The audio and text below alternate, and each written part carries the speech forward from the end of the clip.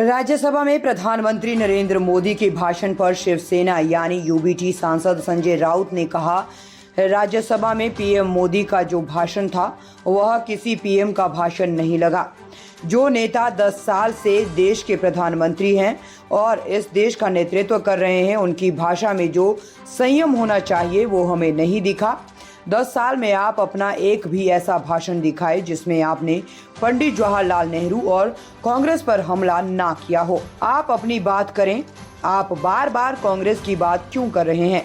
झूठे बयान क्यों दे रहे हैं? आप कोशिश करो कि इस देश को नेहरू जैसा 5% भी बना सको। पीएम का जो स्पीच हुआ सर, उस पर आप देखिए, राज्यसभा में जो स्पीच रहा वो किसी प्रधानमंत्री का स्पीच नहीं लगा, भाषण नहीं लगा।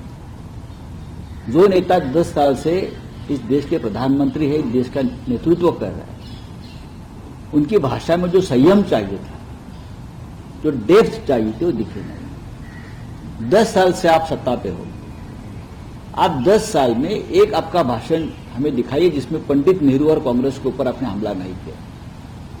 आपको लोगों ने आप जिता दिया है ना 2 बार, तो आप अपनी बात करिए ना। आप कांग्रेस की बात बार बार क्यों कर रहे हो और झूठे बयान क्यों दे रहे हो? जैसे मैंने कल देखा कि नेहरू जी के ऊपर, अरे पंडित नेहरू ने जो देश बनाया है, आप कोशिश करो कि ये देश नेहरू जैसा 5% भी बना सकते हो आप। और उनके बीजेपी के नेता बड़ी बड़ी बातें कर रहे थे नेहरू जी के खिलाफ।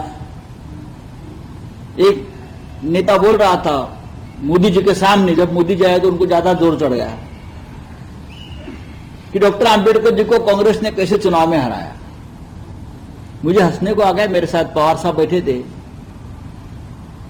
उसने कहा कि भंडारा महाराष्ट्र में जो है, वहां जब आंबेडकर चुनाव लड़ने गए तो कांग्रेस ने उसको पराजित किया।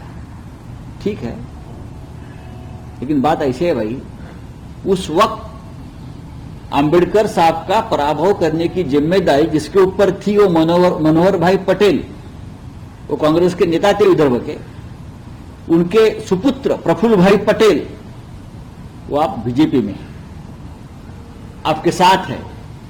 आप ये बात लोगों को बताइए, जिसने आंबेडकर जी का पराभव किया था, करने के लिए ताकत लगाई थी, उनके सुपुत्र आज हमने हमारे साथ लेकर बैठे हैं। तो ये बात मालूम है क्या मोदी जी को? इतिहास क्या है? इतिहास समझ कर बोले, अपना इतिहास मत हमारे सामने रखें।